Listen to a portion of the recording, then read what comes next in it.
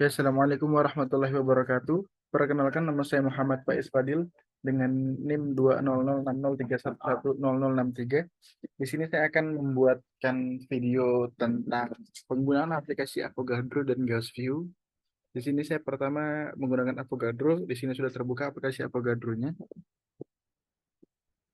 Avogadro ini aplikasi yang memungkinkan kita menggambar senyawa secara 3D, tiga dimensi, dan bisa memasukkan senyawa dengan berbagai cara. Saya contohkan dulu yang manual ya. Saya akan menggambarkan senyawa molekul kalkon.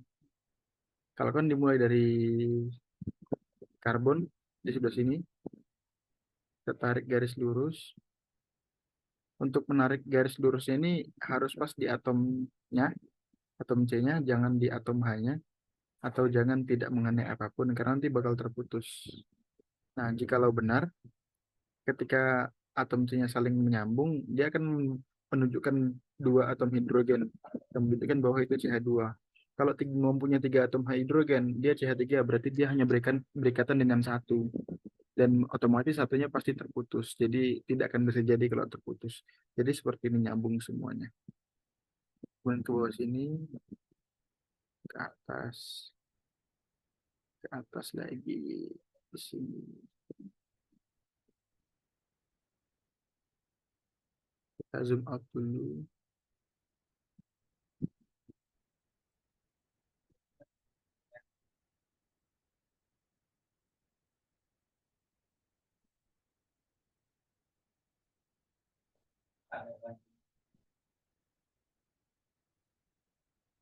Nah, kita kasih rangkap di sini,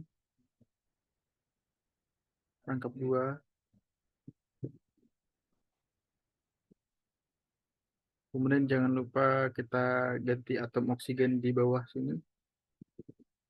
Sudah jadi senyawa kalkon. Namun di sini bentuk molekulnya masih ya berantakan karena kita gambar manual ya. Kita bisa pergi ke extension, kemudian kita optimize geometri. Nah, secara otomatis dia akan mengoptimasi sendiri, mengoptimasi sehingga bentuknya menjadi rapi seperti ini. Kemudian di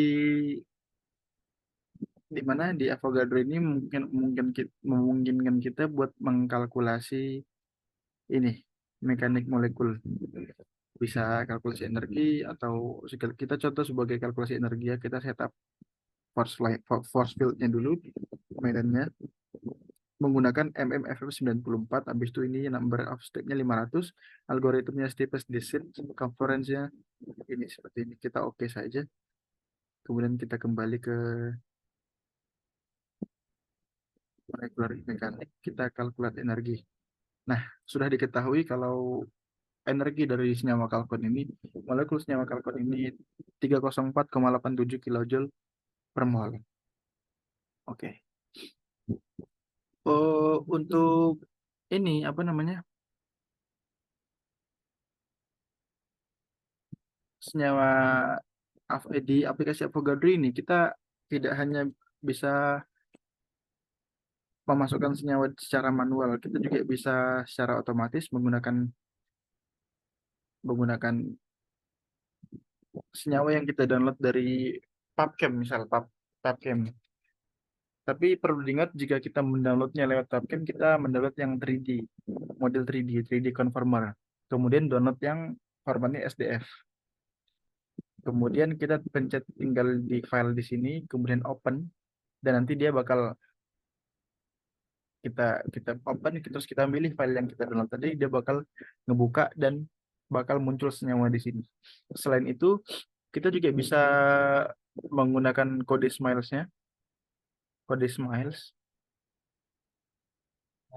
Nih, kode Smiles. Kode Smiles bisa didapatkan dari mana? Dari PubChem juga. Misalkan kita mencari senyawa apa di PubChem, kemudian di situ ada kode Smiles-nya, kita bisa salin, copy, kemudian kita paste di sini, dan senyawa akan muncul sesuai yang kita inginkan. Ya, seperti itu. Kemudian di Avogadro ini bisa juga memperlihatkan permukaan dari molekul.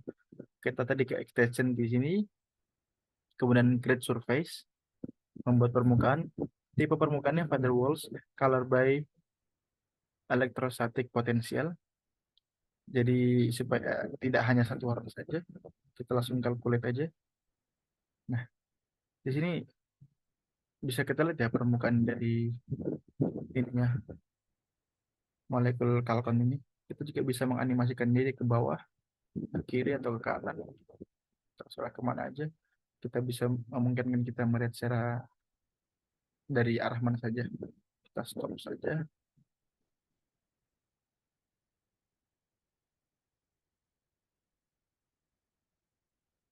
Kemudian,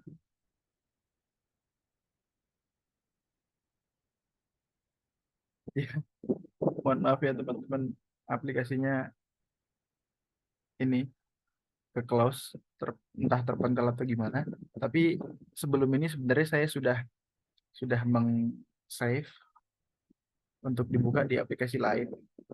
Jadi saya akan contohkan lagi, saya akan buka sebentar. Nah, ketika misal kita di sini sudah ada senyawa, kita bisa extension sini, kita pilih save dengan agar bisa di aplikasi lain. Contoh di sini saya ingin membuka di aplikasi Gaussian, terus kita men-save di Gaussian sini, kita memberikan judul namanya, kemudian langsung generate saja, langsung save, kemudian kita buka di aplikasi Gaussian-nya, Gauss View. Nah, di sini saya sudah buka Gauss View-nya, saya akan lanjut di aplikasi kedua, yaitu aplikasi ini Gauss View. Kita,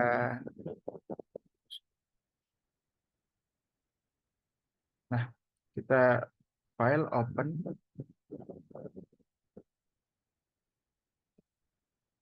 di sini ada kalkon, kita open, nah kayak gini senyawa kalkonnya, sudah jadi, sudah keluar di sini. Nah, di Gauss View ini memungkinkan kita untuk mengkalkulasi banyak hal. Contoh di sini ada energi, optimasi plus frekuensi, IRC, scan stability, dan NMR atau nuclear magnetic resonance. Saya akan contohkan dari yang pertama energi dulu. Kita akan mengkalkulasi energi menggunakan Gauss View. Jika tadi menggunakan Avogadro, ini menggunakan Gauss View. Untuk metodenya kita di sini ground state, kemudian yang ini semi empirical, default spin PM6. Untuk solvation pelarutnya kita tidak usah menggunakan apapun lagi, kita submit, ya kita save. Ya di sini kita save energi akun, save, yes, kita oke, yes. Nah di sini sudah memulai running untuk mengkalkulasi energinya. Sudah selesai, kita buka aja langsung yes. Would you like to open the following result file? Oke, kita buka. Nah ini sudah jadi molekul kalkon setelah dikalkulasi energinya. Jika ini melihat kita ke result summary di sini. Namanya energi kalkon tadi kita save, file type-nya log, tipe kalkulasinya SP, metode kalkulasinya RPM6, muatannya 0, spin singlet. Kemudian kita result ini ada distribusi muatannya. Kita bisa melihat angka dari muatannya, terus warna warna atom berdasarkan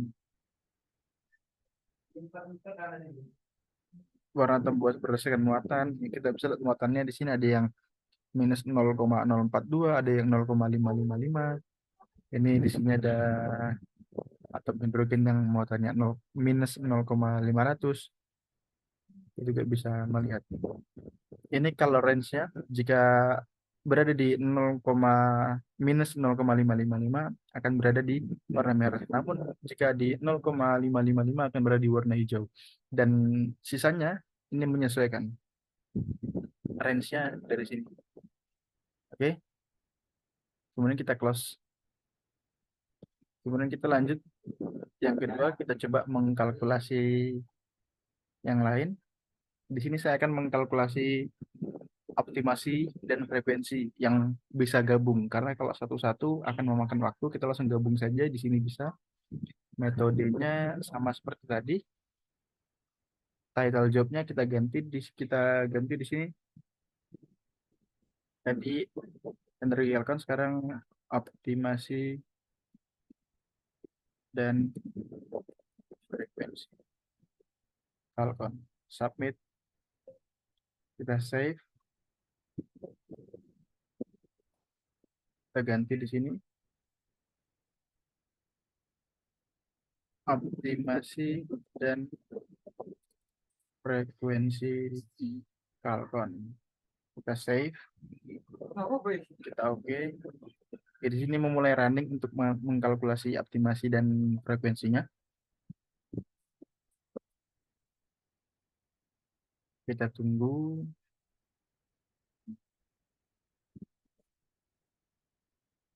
Ya, sudah selesai. Gaussian job has completed. Kita yes, buka. Oke.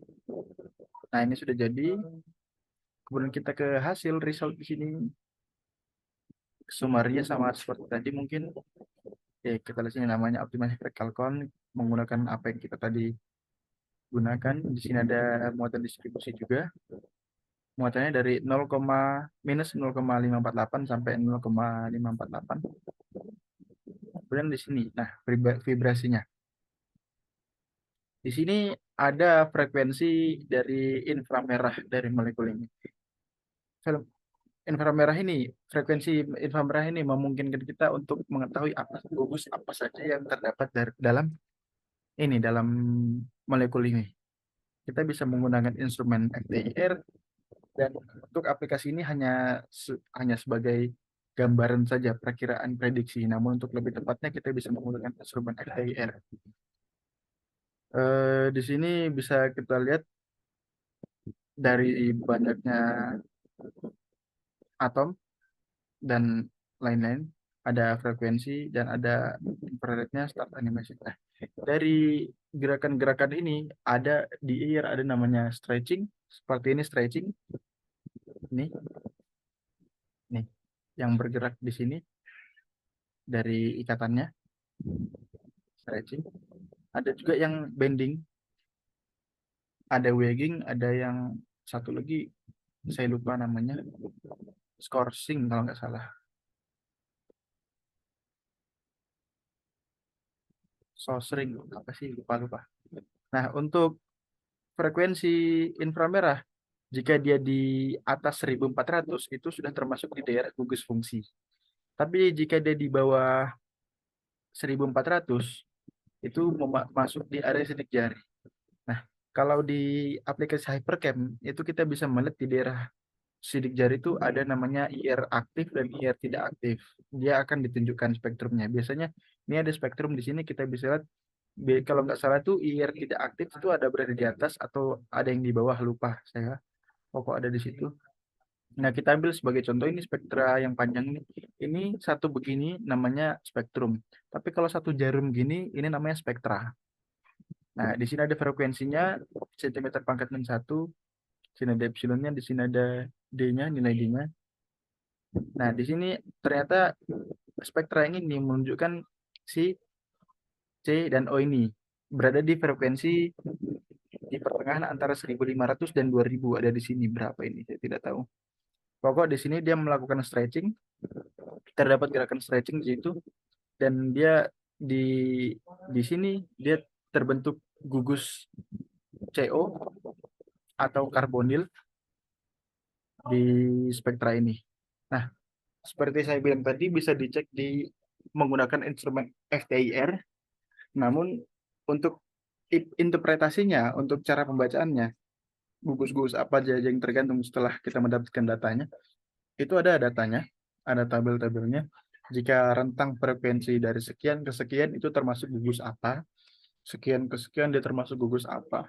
Itu ada datanya, ada data pastinya. Jadi ketika kita menginterpretasi sebuah senyawa yang kita uji IR-nya, kita bisa mengetahui gugus apa sih yang terkandung di dalam senyawa tersebut. Gugus fungsi.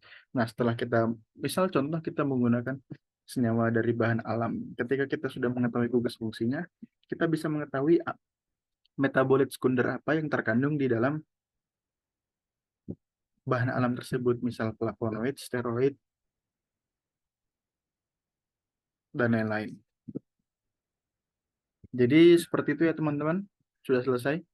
Saya tutup. begitulah tadi penggunaan Avogadro dan Gaussian. Sebenarnya ini masih banyak untuk kalkulasinya, tapi saya hanya mencontohkan dua saja. Jika teman-teman mau sampai bawah juga tidak apa-apa. Saya Muhammad Faiz Fadil. Sekian dan terima kasih. Wassalamualaikum warahmatullahi wabarakatuh.